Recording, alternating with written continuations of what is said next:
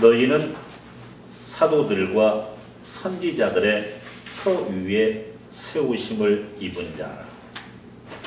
그리스도 예수께서 친히 모퉁이돌이 되셨느니라. 사도들과 선지자들의 터 위에, 표현이 잘못되었다는 생각이 들지 않으십니까? 선지자들이 사도들의 앞에 나왔어야 하지 않습니까? 너희는 선지자들과 사도들의 터 위에 세우심을 입은 자라. 그렇게 되어 있어야 바른 표현이 아닙니까? 그렇다면 성경이 잘못되었다는 이야기입니까? 성경은 정확무호한 하나님의 말씀이라고 알고 있는데 성경에 오류가 있다는 말씀인가요? 그럴 수는 없습니다. 성경에 오류가 있다면 우리의 믿음의 근거가 사라지게 됩니다. 우리의 믿음의 대상이 없어집니다. 성경에는 일적 이력에 잘못도 없습니다. 하나님의 말씀에는 틀림이 없습니다. 너희는 사도들과 선지자들의 터 위에 세우심을 입은 자라. 이 말씀에는 틀림이 없습니다. 이 말씀 속의 선지자들은 구약시대의 선지자들을 말하는 것이 아니라 신약시대의 선지자들을 말합니다.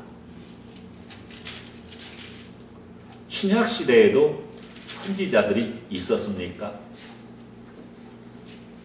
선지자들은 구약시대에만 있었던 것이 아닌가요? 그렇게 물으실 것입니다. 네, 신약시대에도 선지자들이 있었습니다. 에베소서 4장 11절을 살펴보시기 바랍니다. 뭐라고 되어 있습니까? 그가 어떤 사람은 사도로, 어떤 사람은 선지자로, 어떤 사람은 복음 전하는 자로, 어떤 사람은 목사와 교사로 삼으셨으니. 한 군데 더 살펴보겠습니다. 에베소서 3장 5절의 말씀입니다. 이제 그의 거룩한 사도들과 선지자들에게 성령으로 나타내신 것 같이 다른 세대에서는 사람의 아들들에게 알리지 아니하셨으니. 방금 살펴본 4장 11절과 3장 5절에 나와 있는 선지자들이 구약시대의 선지자들을 말씀하고 있습니까? 아닙니다. 신약시대의 선지자들을 말씀하고 있습니다. 선지자는 어떤 사람입니까? 구약에서나 신약에서나 선지자는 하나님으로부터 직접 메시지를 받은 사람입니다. 선지자는 성령에 의해서 직접 진리를 계시받은 사람입니다. 성경이나 다른 어떤 것을 읽은 결과로 나오는 것이 아니라 다른 사람들에게 나누어줄 메시지를 직접 받은 사람들입니다. 고린도전서 14장 3절의 말씀입니다. 그러나 예언하는 자는 사람에게 말하여 덕을 세우며 권면하여 안위하는 것이요. 이 말씀은 바울 사도가 고린도 교회에 보낸 편지에 포함되어 있는 내용입니다. 고린도 교회에 예언을 하는 사람이 있었습니다. 초대교회에 예언자들이 있었습니다. 예언자들이 선지자들입니다. 신약시대에 선지자들이 있었습니다. 사도는 어떤 사람입니까? 사도는 부활하신 주님을 본 사람들입니다. 사도는 부활의 증인입니다. 바울 사도는 부활하신 주님을 보았습니다. 바울 사도가 어디에서 부활하신 주님을 보았습니까? 그는 다메섹 도상에서 부활하신 주님을 보았습니다. 만일 그가 부활하신 주님을 보지 못하였다면 그는 사도가 될 수 없었습니다. 그는 위대한 설교자가 될 수 있었고 선지자가 될 수 있었고 선생이 될 수도 있었을 것입니다. 그러나 그가 다메섹 도상에서 부활하신 주님을 만나지 못했다면 그가 사도가 될 수 없었습니다.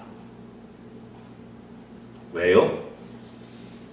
사도는 부활하신 주님을 만난 부활의 증인이기 때문입니다.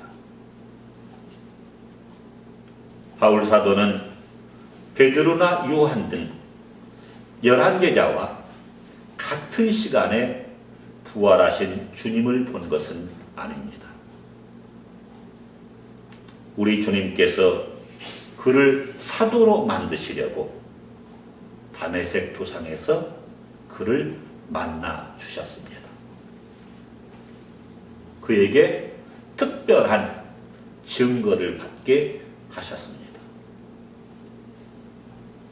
고린도전서 15장 4절부터 8절까지의 말씀을 읽어드리겠습니다. 장사 지낸 바 되셨다가 성경대로 사흘 만에 다시 살아나사 게바에게 보이시고 후에 12제자에게와 그 후에 500여 형제에게 일시에 보이셨나니 그 중에 지금까지 대다수는 살아있고 어떤 사람은 잠들었으며 그 후에 야고보에게 보이셨으며 그 후에 모든 사도에게와 맨 나중에 만삭되지 못하여 난 자 같은 내게도 보이셨느니라. 한 군데 더 살펴보겠습니다. 고린도전서 9장 1절입니다. 내가 자유인이 아니냐? 사도가 아니냐? 예수 우리 주를 보지 못하였느냐? 주 안에서 행한 나의 일이 너희가 아니냐? 바울은 특별히 부름을 받아 부활하신 주님에 의해서 복음의 전도자로 보냄을 받은 사람입니다. 바울 사도가 아그리빠 왕에게 자신을 변명한 사도행전 26장을 꼭 읽어보시기 바랍니다. 우리 주님께서 친히 사도 바울에게 다메섹 도상에서 어떻게 사명을 부여하셨는가가 상세하게 기록되어 있습니다.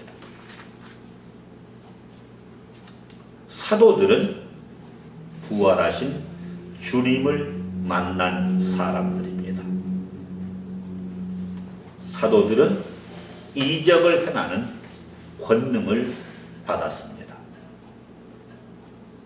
사도들은 교회들을 설립할 능력을 받았습니다. 이 세 가지 모두를 가지고 있지 않으면 어떤 사람도 사도일 수가 없습니다. 오늘의 본문 에베소서 2장 20절은 너희는 사도들과 선지자들의 터 위에 세우심을 입은 자라고 말씀하고 있습니다. 교회가 사도들과 선지자들의 터 위에 세워졌다고 말씀하고 있습니다. 여기서 같이 살펴볼 말씀이 있습니다. 마태복음 16장 18절의 말씀입니다. 또 내가 네게 이르노니 너는 베드로라. 내가 이 반석 위에 내 교회를 세우리니 음부의 권세가 이기지 못하리라. 에베소서 2장 20절은 사도들과 선지자들의 터 위에 교회가 세워졌다고 말씀하고 있는데 마태복음 16장 18절은 이 반석 위에 우리가 이해하기로는 베드로의 신앙 고백 위에 교회를 세우시겠다는 주님의 말씀이 기록되어 있습니다. 교회의 기초에 대하여 예수님과 바울 사도가 다른 생각을 가지고 있는 것처럼 보여집니다. 그렇지 않습니다. 마태복음 16장 13절부터의 기록을 살펴보기로 하겠습니다. 예수님께서 제자들에게 물으셨습니다. 사람들이 인자를 누구라 하느냐? 제자들의 답이 이어졌습니다. 다시 예수님께서 물으셨습니다. 너희는 나를 누구라 하느냐? 예수님의 물음에 시몬 베드로의 신앙 고백이 터져 나옵니다. 주는 그리스도시요 살아계신 하나님의 아들이시니이다. 예수님께서는 베드로의 신앙 고백을 칭찬하십니다. 그리고 이 반석 위에 내 교회를 세우리니 라고 말씀하셨습니다. 베드로의 신앙 고백은 사도들과 선지자들에 의해서 행해진 첫 번째의 신앙 고백이었습니다. 베드로의 첫 번째 신앙 고백 이후 사도들과 선지자들의 교훈과 가르침이 합해져 교회의 터가 됩니다. 때문에 에베소서 2장 20절의 말씀과 마태복음 16장 18절의 말씀 사이에는 어떠한 괴리도 없습니다. 교회는 사도들과 선지자들의 터 위에 세워졌습니다. 사도들과 선지자들의 터 안에 베드로의 신앙 고백이 크게 자리하고 있습니다. 그리스도 예수께서 친히 모퉁이 돌이 되셨느니라. 모퉁이 돌이 무엇입니까? 모퉁이 돌 위에 기둥이 세워집니다. 그 기둥이 벽들을 연결합니다. 모퉁이 돌이 건물의 중심 역할을 합니다. 건물은 교회를 말합니다. 교회의 중심이 우리 주님이시라는 말씀입니다. 우리 주님께서 모퉁이 돌이라는 말씀입니다. 베드로전서 2장 6절의 말씀입니다. 보라, 내가 택한 보배로운 모퉁이 돌을 시온에 두노니 그를 믿는 자는 부끄러움을 당하지 아니하리라. 다음 7절에는 뭐라고 말씀하고 있습니까? 건축자들의 버린 그 돌이 모퉁이의 머릿돌이 되고. 말씀을 정리하겠습니다.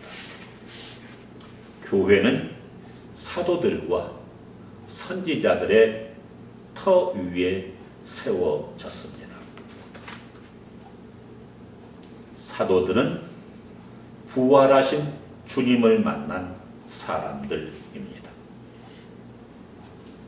부활하신 주님을 만나지 않은 사람들은 절대로 사도가 될 수 없습니다. 때문에 어느 누구도 사도들의 뒤를 이을 수가 없습니다. 속사도란 존재할 수가 없습니다. 다른 복음은 없나니 다만 어떤 사람들이 너희를 교란하여 그리스도의 복음을 변하게 하려 함이라. 그러나 우리나 혹은 하늘로부터 온 천사라도 우리가 너희에게 전한 복음 외에 다른 복음을 전하면 저주를 받을지어다. 갈라디아서 1장 8절과 9절의 말씀입니다.